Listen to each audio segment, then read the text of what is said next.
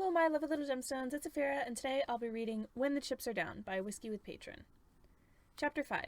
I break into a bank with my 11-year-old brothers. We lost the kids. Janus raised an eyebrow at the agent in front of his desk. Come again? The kids DW sent us after, the ones who were running away from Wrath. We lost them. The agent stayed near the door with their hands behind their back. They kept their gaze on anything but Janus's face. Janus stared at the agent. Where did you last see them? A gas station a few streets down. We saw them go in, but they never came out. Janus heaved an exasperated sigh. Did you ever consider that they may have gone through a back door? We did, the agent spluttered, meeting Janus's eyes for the first time. They cleared their throat and looked down again. We followed them inside, but we couldn't find them, and by the time we got out to check the back exit, they were nowhere in sight. They were too fast for us to keep track of. It was a trial trying to keep them in their sights. They knew they were being followed. Janus rolled his eyes. This is what he got for sending a few amateurs out to follow someone, but the rest of his more competent workers were busy doing more important things. Keeping track of a few kids wasn't his priority. It's no matter, Janus sighed. I wasn't expecting you to even be able to follow them for as long as you did anyway. Just take this as a learning experience. He mentally sifted through his list of things he still needed to get done. There are a few agents getting ready to leave for the U.S.-Mexico border who could use some help. DW can give you the location. Just take the rest of your team and get out of my sight. The agent nodded and hurried through the door. It slammed shut behind them. Janus turned back to his computer.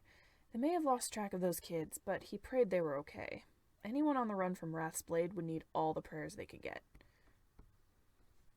Virgil couldn't believe their luck. He glanced around every few seconds to make sure they'd successfully thrown off the people who were following them, and so far, it seemed like they had. Couldn't be too cautious, however, so if anyone looked even vaguely familiar, he pulled the twins down another street or into a building to see if anyone followed them in. Remus had gone back to walking, which was a relief, because Virgil wasn't strong enough to carry him for much longer. The three of them all held hands to make sure they stuck together as they wandered the city. Virgil kept his headphones off so he could hear if Roman or Remus needed anything, but there were so many sounds happening around them, he found it hard to focus on walking. Virgil kept an eye out for the building they were looking for. They were on the right street, he was sure of it. Chimera Bank had to be somewhere around here. Then he saw it. A building stood across the street with a big black sign spanning the top.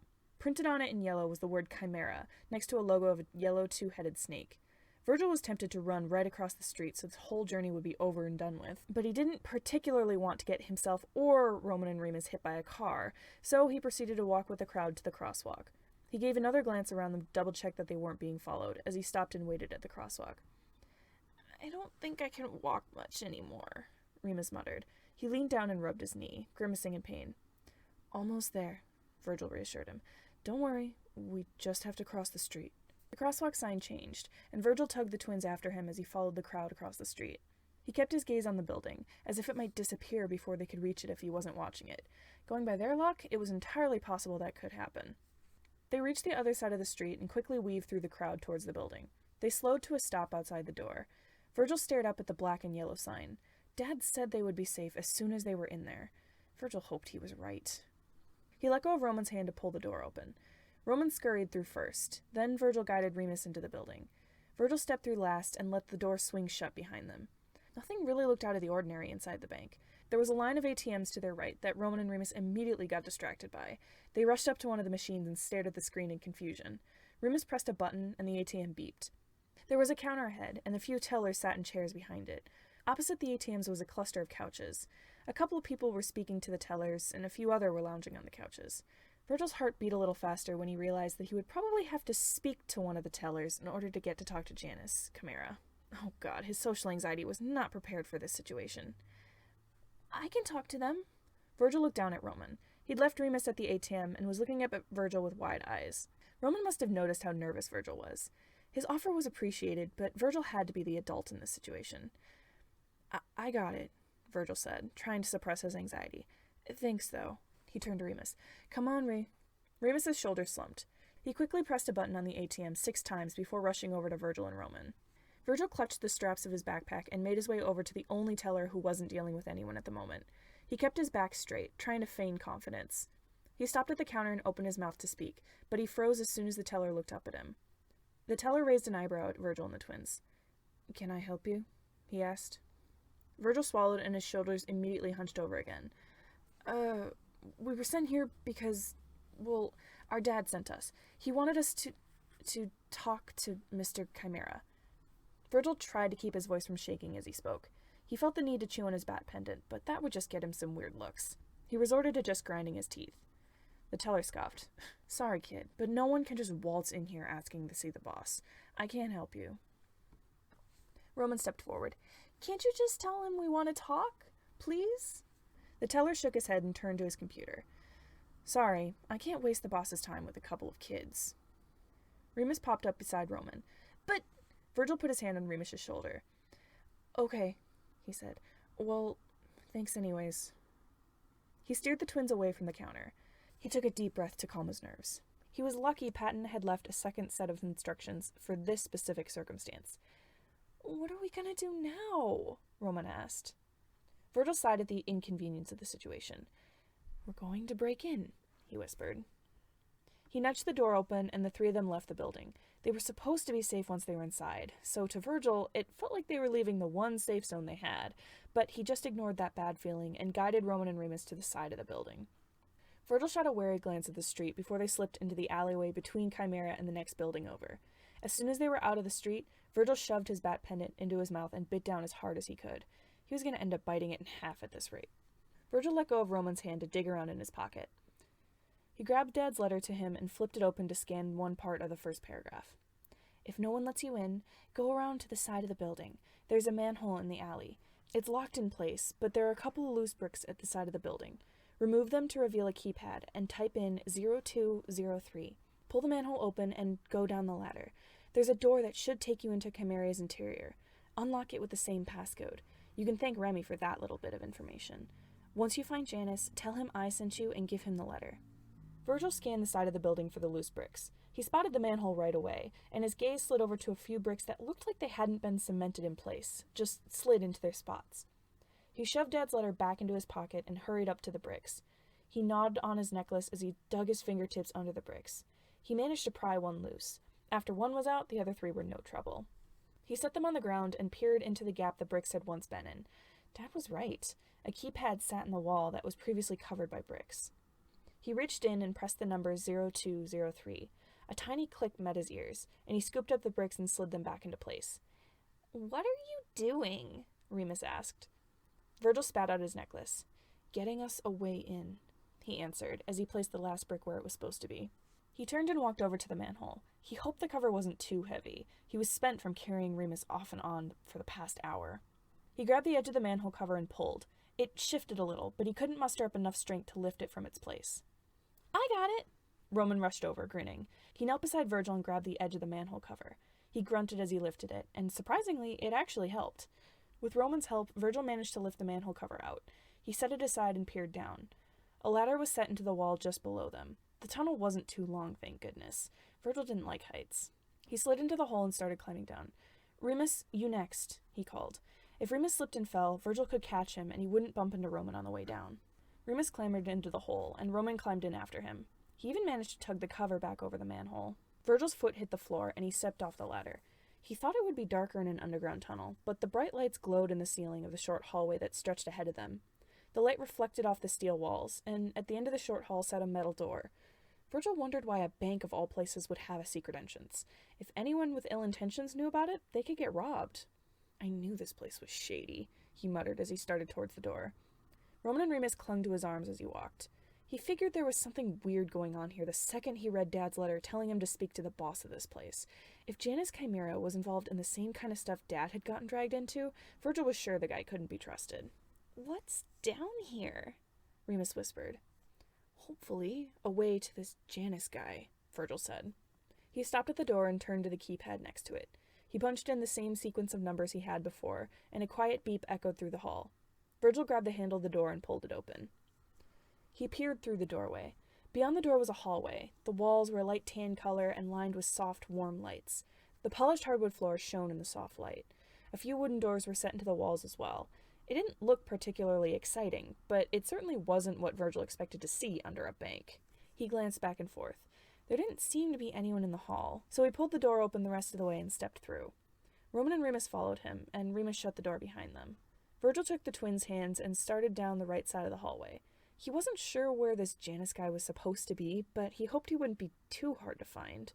They reached the corner of the hall, and Virgil peeked around it to see if anyone was there. There was one figure walking near the end of the incredibly long hall, but Virgil could barely see them, and he was sure they were walking away. He tugged the twins around the corner and hurried down the hall. His anxiety swelled. What was he supposed to do if they couldn't find Janus Chimera? Asking anyone for directions wouldn't be of any help. They would throw him out before he could finish a sentence. He caught sight of another opening to a hallway in the wall next to them. He paused and glanced around the bend. No one was there. Where was everyone? Were there not security guards around here? Whatever the case, he wasn't complaining. The less people around, the easier it was to go unnoticed. He guided the twins down the new hallway, trying to mentally keep track of where they had already been. This place was like a maze of all its random corridors. They might get totally lost down here. They passed by one of the doors, but paused when he heard voices speaking on the other side. He furrowed his brow and leaned in to listen.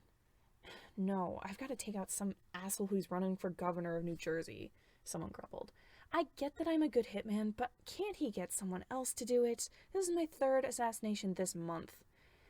Ugh, I know, another voice sighed. He's got me on interrogation duty. That's all I've been doing lately. I would give anything to be behind a sniper rifle right now. I just want to bash in someone's ribcage, the first voice said. That shouldn't be too much to ask. Virgil backed away from the door as his heart pounded. What kind of fucking business was this guy running?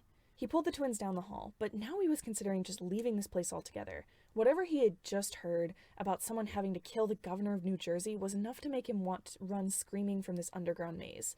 And what was that about bashing someone's ribcage? Virgil, Roman said, I feel like we shouldn't be here. I'm starting to think that myself, Virgil muttered.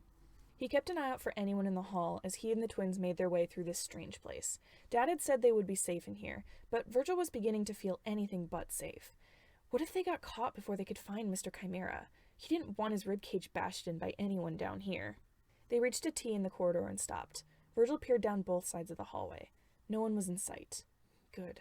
The hair stood up on the back of his neck. He couldn't shake the feeling that someone was watching them. Remus screamed behind him, and Virgil whirled around. A tall, muscular lady had appeared in the hallway. She'd picked Remus up by his backpack and was holding him in midair. He kicked and flailed, but the woman didn't seem bothered. She had Roman tucked under her other arm too, and despite his best efforts, his wiggling and squirming didn't get him anywhere. They'd been caught. Virgil rushed towards her, unsure of what he was going to do, but sure that he had to do something to get her to let go of the twins. Hey, let them go! He was stopped short when something yanked on his backpack. He yelped as he was lifted into the air as well. Looks like we found a couple rats, the lady said. She narrowed her eyes at Virgil. Did Wrath send you? Virgil's increasing panic was briefly interrupted by confusion. What? What does that mean? Sorry, kids, the man holding Virgil said. Whatever Wrath paid you to spy on us, it isn't enough. He started back down the hallway and shifted Virgil under his arm. Virgil squirmed, but the man's hold was too strong. What are you going to do with us? The lady scoffed. Don't worry. The boss doesn't like killing kids. Keeping kids hostage, however, the man said, they don't have a problem with. Remus whimpered in fear. Oh, shut it, kid, the lady snapped. The bosses will figure out what to do with you in a bit. They turned the corner and entered a new hallway. Just how many corridors did this place have? How did they not get lost? The two security guards made their way down the hall towards a door at the end, giving Virgil ample time to consider what might happen to the three of them for sneaking in and panic about it. Were they going to get handed off to the police? Would they get beat up as punishment for sneaking in? Would they get killed? Interrogated until they told someone how they got in? Would the interrogation involve violence? Oh no, that's what was going to happen, wasn't it? Someone would question them about how they got in and how they knew how to get in, and then Virgil would either have to tell them about Dad and Remy or get the shit kicked out of him and his brothers. The man gently shook Virgil. Stop breathing weird. Relax. They ain't gonna hurt you. They stopped in front of the door. The man knocked on the wood, and a woman's voice responded. Come in. The man opened the door and stepped through. They emerged in an office covered in the same red carpet and tan wallpaper as the rest of the place, but hanging on the walls were a variety of artwork and photos. A lamp stood in the far right corner of the room, and a desk was set up in the far left corner. In the middle of the far wall was another door. Sitting at the desk was a black woman, her hair pulled into a bun. She looked up as they entered the room, and with a start, Virgil recognized her as the same lady who had helped them in the Starbucks. The woman's gaze rested on Virgil. You again? She raised an eyebrow. How did you weasel your way in here? Virgil opened his mouth to answer, but his voice got caught in his throat. He knew this lady had been suspicious. She sighed and stood up. Janus is gonna want to have a few words with you, I'm sure. She strode to the door in the wall and knocked. Jan, we've got a couple little visitors. Come on, then. A voice shouted from the other side of the door. The woman opened the door and motioned for the security guards to follow her. Virgil bit his lip nervously as the guard carried them to the door. He was not prepared for this. They entered the next room. It was decorated very similarly to the office they'd just been in, but the lights were much softer and had a more yellowish tint. A couple couches rested against the wall, and draped across them were soft throw blankets and pillows. Across the room was a desk. Virgil was struck dumb when he saw the man sitting behind it. The man wore a black suit with a pale yellow dress shirt underneath it. His hands were covered by yellow gloves, and a curl of black hair peeked out from under his bowler hat. The skin on one side of his face was really dark, but a large splotch of pale white skin covered the other side. The white patch of skin trailed down his neck and disappeared into his suit. Virgil stared at him. You're Janus? The man scoffed. It's pronounced Janus. He pronounced it like Janus, like he was some sort of middle school librarian. Weird. He stood and leaned over his desk to glare at the kids. So, you must be the kids DW found. We thought you were being followed by Wrath's blade. I don't know what that is, Virgil spluttered. Please, just let me... You managed to throw off some of my own agents, Janus Chimera continued. Not particularly surprising, considering they were fairly new, but still impressive. He walked around to the front of his desk and leaned back against it. You've been trained to spy on us, haven't you? Virgil blinked. What? No, we were sent here by Wrath. Yes, Mr. Chimera mused. We know. Whatever they paid you to do this, it wasn't enough. I wonder how they'll feel when they realize their little rats have been caught. Virgil's eyes widened. He didn't know what Wrath was or why Mr. Chimera thought they were involved in it, but Virgil didn't want to find out what Janus would do to the three of them to get his point across to these Wrath people. Mr. Chimera sighed. You're lucky I don't kill children. He looked up at the two guards still holding Virgil and the twins. Dump them outside. I doubt they have anything useful to tell us. The two guards turned and started for the door. Virgil struggled harder. No, Dad said they had to stay with Mr. Chimera. This wasn't supposed to happen. He squirmed in the guard's arms. In one last moment of desperation, he yelled out the only thing he could think of that might get them out of this mess. Patton Hart sent us! The guards almost reached the door when they stopped abruptly. Virgil looked up to see Mr. Chimera standing with a hand on each of the guards' shoulders. He stared out at Virgil with wide eyes. His gaze flickered to the guards. Set them down. The guards put the three kids down on the carpet. Mr. Chimera waved his hand in a shooing motion, and the two guards left the room. The woman from the Starbucks stayed. Virgil turned to the twins and put a hand on their shoulders. You okay? Remus nodded. He and Roman clung to each other, fear evident on their faces, but they seemed unharmed. Virgil turned back to Janus Chimera. He had walked back to his desk and was leaning back against it. He stared at Virgil, then at Remus, then at Roman. He turned to the woman. DW, can you grab these kids some water from the staff room? I believe we have some things to discuss. Thank you all so much for listening. Make sure to like, comment, and subscribe, and if you like what you hear and you want to read more, you can find a link to the fic and the author in the description. If you want to check out other podfics I've done, you can find the link to the playlist linked on the screen. See you next time!